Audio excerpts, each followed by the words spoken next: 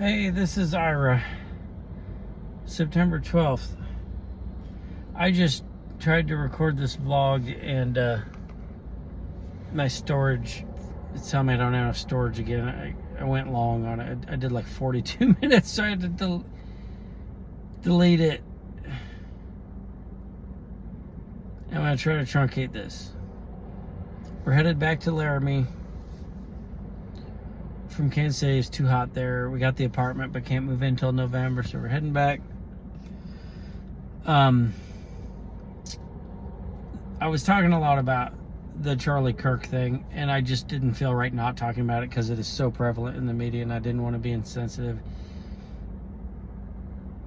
Just cliff notes, because I don't want to. I'm tired, and I just wasted 42 minutes, but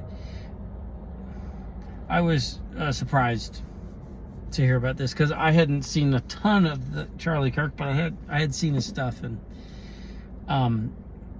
it seemed to me he was an apologist for Christian, for his Christian faith, and I guess he also did talk about current event issues and things a lot, and how that pertained to the Constitution, I guess, and stuff like that, from what I can gather, and what it,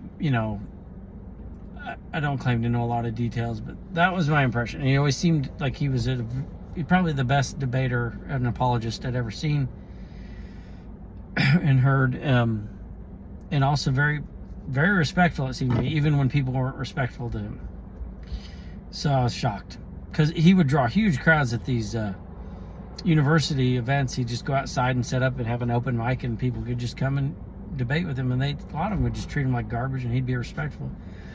The problem was he was the best debater I'd ever seen, and so he would just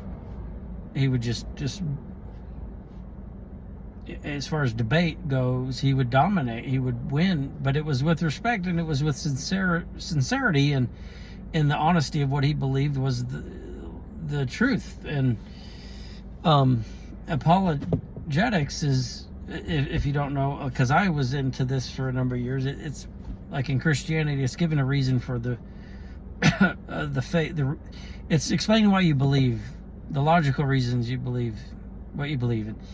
And I went through time in my life where I doubted my faith a lot, and apologists, like, there were apologists before him, like C.S. Lewis, Josh McDowell, Lee Strobel, Ravi Zacharias. These people, when you read their stuff, and Charlie Kirk, which was, he wasn't alive back then, and if you're honest and looking at this honestly, you have to admit there's very good reasons to believe. And it's not, and I think a lot of people go, well, everyone can claim this stuff, every faith can claim this. It's like, no, it's actually not true. There's a lot more evidence to believe that the scriptures, the Bible, the Holy Scripture of the Old and New Testament, is the legit truth. And I don't get into this stuff here because that's not, I don't know. I guess I believe, as a Christian, I believe your actions. If you're a Christian, your actions is the main thing. I think, because that's what you'll be held accountable for if you believe in this, and you're going to die and stand before God. It's your actions, what you did and didn't do. And it's not, I don't think it's going to be so much what you went around saying and stuff, but not to, say you shouldn't ever, there's times to take a stand, of course, but ultimately, like, I feel like I gotta be a good husband, father, brother, son, neighbor, before I gotta be a good debater. So, not that these things can't exist at the same time, but I was into apologetics a lot when I was a teenager, and this stuff is really interesting. I encourage you to look into it. If you're Jesus said, ask, seek, and knock, and the door will be open. It's and that's the decision I came, because I doubted my faith a lot in large part because of bad people, bad actors in churches. Churches are full of hypocrites and horrible people. I think some of the worst people are in churches. They're drawn there, I think, because most Christians in churches are very agreeable. So the narcissistic, Machiavellian, psychopathic sadists are drawn there, and they tend to run these things a lot of the time. I'm not saying every time, but a lot of the time. Quite a lot, actually, especially in the non-denominational situations. And I'm not saying it doesn't happen. I don't know. It happens. It just happens a lot. And the more flamboyant you get, the less regulation you have in place, I think it gets worse. Like charismatic, Pentecostal, a lot of these non-denoms or even Protestant offshoots, and you don't have accountability. But as we've seen, Catholicism, you can have accountability and still have some problems. So I haven't even gone to church in a long time because of that very reason. But I will say Apologetics, it changed my life. These reasons to believe, historical, archaeological evidence, the eyewitness accounts, Jesus of Nazareth, there's no doubt he was real, and that the things that were written about him were true. There's more manuscript evidence for the New Testament than there are for any 10 pieces of classical literature combined. That prophecies fulfilled. I think I said archaeological. There's not been any archaeology that has refuted anything in the scriptures. There's a lot of reasons to believe that you should at least take a hard look at this stuff and compare it to the other religions, and you'll see that it stands alone, unique, and head and shoulders above. So it is not a white religion. It is not an American religion. It is not a European religion. It is a religion of a small, tiny tribe of people in the Levant, in the Middle East, I guess. I guess Garden of Eden, they say, was in Iraq, I think. So it is what it is, and a lot of people have used it to do evil. But if you just take an honest look and see for yourself, it can really change your life. Not saying I'm perfect, but I certainly had a turning point because of apologetics, and Charlie Kirk was an apologist, and I didn't watch him a ton, but what I saw of him, he was the best, most effective apologist I'd ever seen. He was the best, most effective debater, speaker that I've ever seen, better than Ben Shapiro even. And he was, I guess also he talked about current events and things a lot, which I don't know what all he said there. I know he's been misquoted and taken out of context with some of it from what I've seen, but I think some people hated him for that. A lot of people celebrated even at the place when he got shot. And I'm seeing it, and a lot of people are outraged. Just stood out to me. I honestly didn't think too much of it because it's not like I watched the guy or followed him. I don't follow a whole lot of social media. And Nikki was like, "Who's Charlie Kirk?" I was like, "Oh, he's this really, really good apologist. He's like the best I've ever seen, and really intelligent and effective." And she's like, "He was shot," and I was like, "Oh my God!" And I didn't think too much of it. But like last night, I was looking at social media, which I don't normally look at, but it was hot in Kansas City. I couldn't sleep. I couldn't get to bed till 4, so I ended up doom scrolling. But it was all people being like outraged about it, and it was people that didn't agree with him. A lot of them weren't his supporters, but these people were outraged that people were celebrating him getting killed. And he got shot in front of his little kids and his wife. And it was interesting. It really struck me how people that didn't even support him were just outraged at the reaction.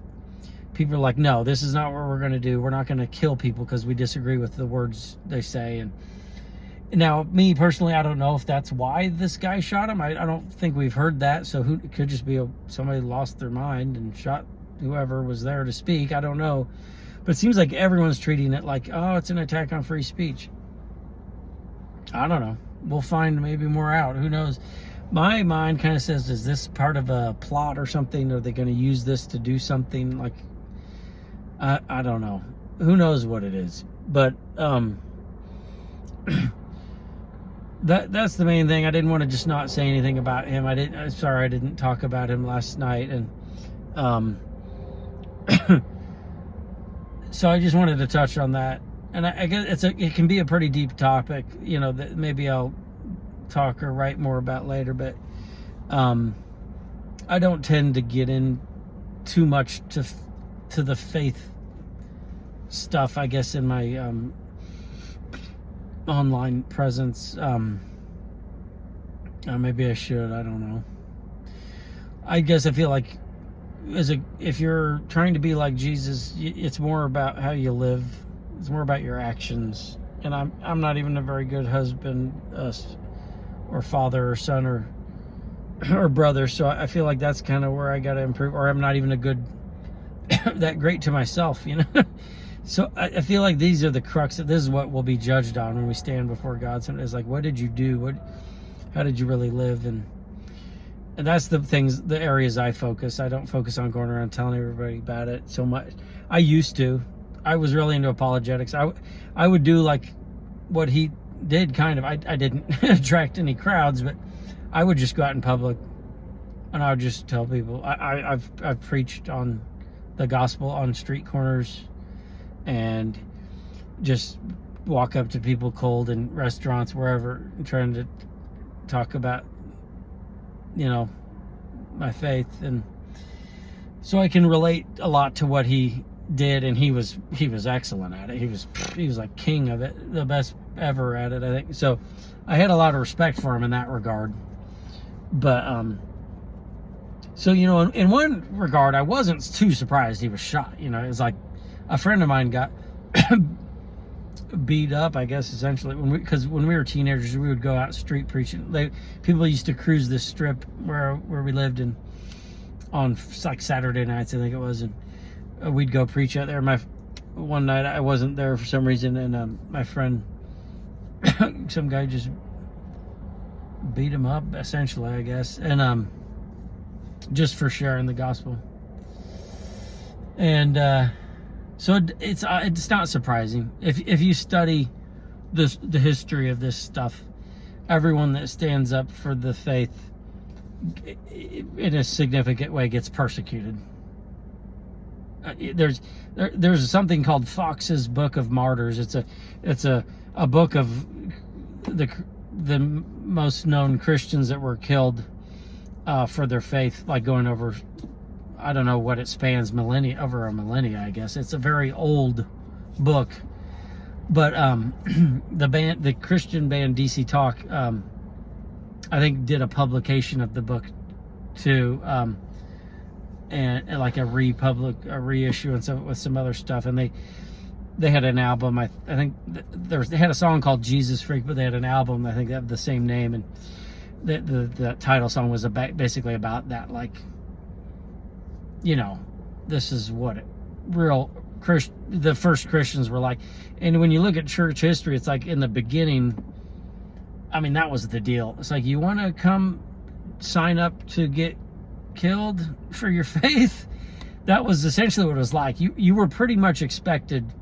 The goal was, it was almost as if the goal was to get martyred in the early days of Christianity by the Roman Empire, or potentially the Jews in the early days. But that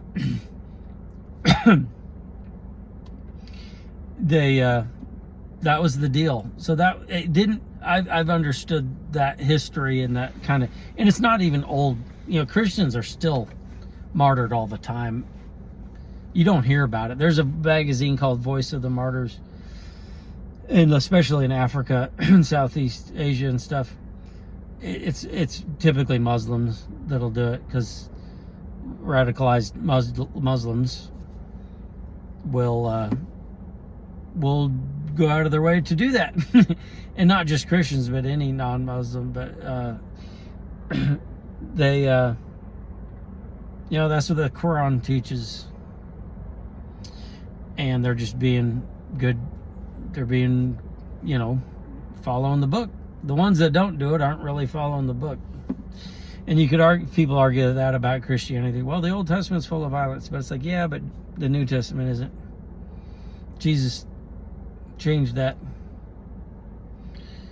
Totally changed it. He had no military history, but Muhammad definitely did.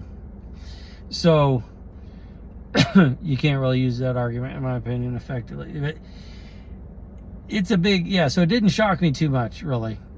But I was mostly taken back how outraged everyone was. Just the people that didn't even support him. Just people are all over social media just condemning the celebration of his death. And that really struck me.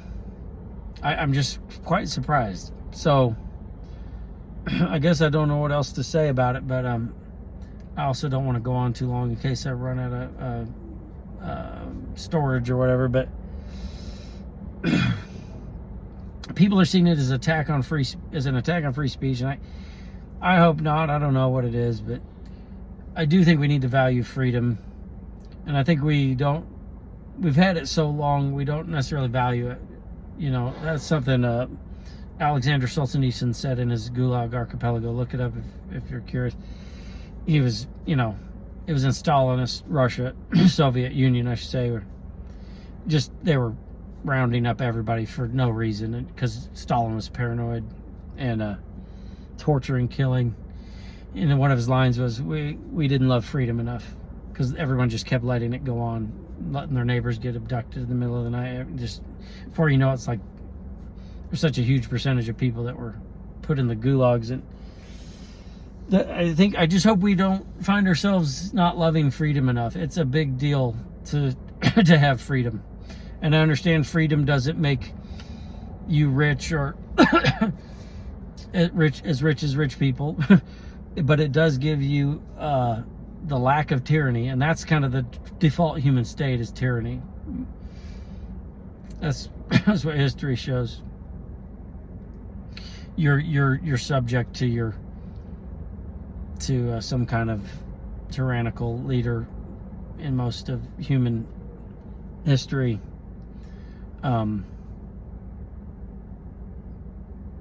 So you're enslaved. If you go back, a lot of, that's a whole nother topic.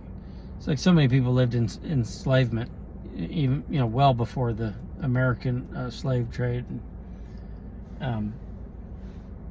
So that was the state of the world going back, way back. Tribal wars, human trafficking, going way back. And